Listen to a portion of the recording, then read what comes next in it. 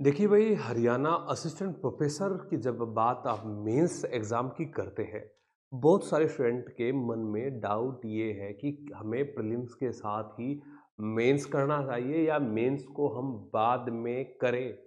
तो मैं आपको अक्सर यही सुझाव देता हूँ, मुझे बहुत सारी क्वेरी आती है, बहुत सारे मैसेज आते हैं व्हाट्सएप पे। मैं ये बोलता हूँ कि आपको प्रीलिम्स एग्ज़ाम के बाद में आपको मेंस के लिए ज़्यादा समय नहीं दिया जाएगा। तो आप अभी से आंसर्स को लिखना शुरू करिए। कैसे भी मान लिया जो है आप अपने आंसर को लिखें, फ्रेम करें, उसमें बहुत सारी गलतियाँ होगी, आपको एक समय लगेगा कि कितने फैक्ट्स आंसर के अंदर अपने डालने हैं, कितने वर्ड्स में अपने आंसर को आपने करना है। ये चीज़ें जो है एक प्रैक्टिस माँगती है और जब तक आप प्रैक्टिस नहीं करेंगे, तो आप एक अच्छा-सा आंसर आप लोग यहाँ पे नहीं लिख पाओगे, ये मेरा वादा है आपसे, है ना?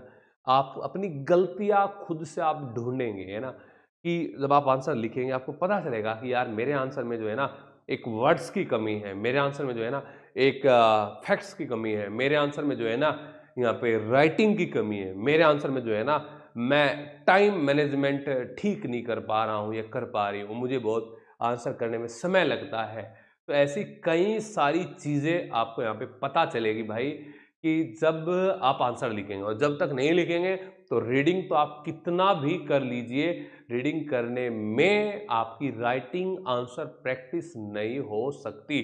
और एक चीज़ ये है कि भाई आप एक देखो करने में तो आप कितने भी कर लीजिए, कितना भी लिख लीजिए, वो भी थोड़ा है, लेकिन अगर आप सिस्टमैटिक तरीके से एज ए सिलेबस के अनुसार आप काम करेंगे ना, तो आप बहुत कम मतलब आंसर्स में अपनी एक शानदार प्रैक्टिस आप यहाँ पे कर सकते हैं।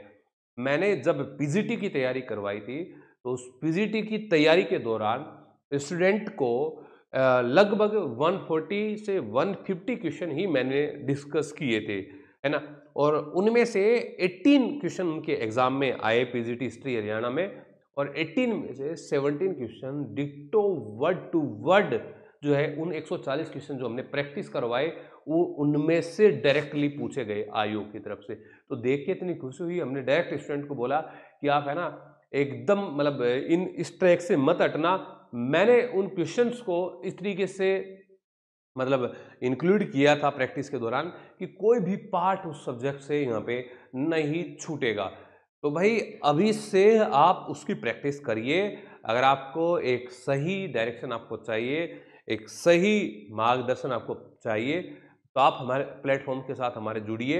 हम जो है हरियाणा असिस्टेंट प्रोफेसर की प्रीलिम्स की तो करा ही रहे हैं, प्रीलिम्स के साथ में मेंस की तैयारी भी आप लोगों की करवा रहे हैं।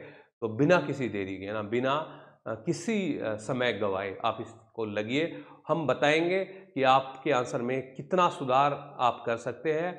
आप आंसर लिख के हमें ग्रुप में भेजेंगे, उसके अंदर आपकी करेक्शन बताई जाएगी, कितने वर्ड्स लिमिट में चीज़ों को कवर करना है, उसके बाद में हमारे आंसर आपको मिलेंगे।